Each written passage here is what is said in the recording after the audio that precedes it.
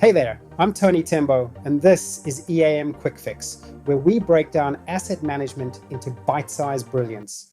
Today's fix, the work management process, and we're jumping straight into step one of work management, identifying work. Before any planning, scheduling, or execution happens, you need a clear understanding of what work actually needs to be done. When inspections get missed, failures go unreported, and requests lack clarity, everything downstream starts to break down. Capturing the right work is where control begins. So, how do we get it right? It all comes down to three key sources of work. First, reactive work, failures, breakdowns, and urgent fixes. Second, preventive work, inspections, PM, and compliance tasks. And third, improvement work, field driven ideas, reliability insights, and optimization opportunities. That's your full spectrum.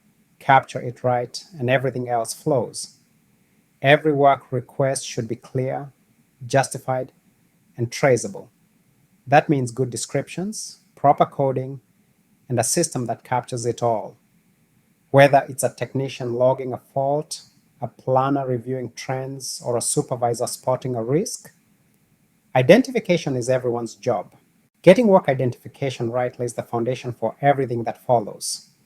Planning, scheduling, and execution all depend on it. Next up, step two, planning work, turning requests into ready to execute jobs.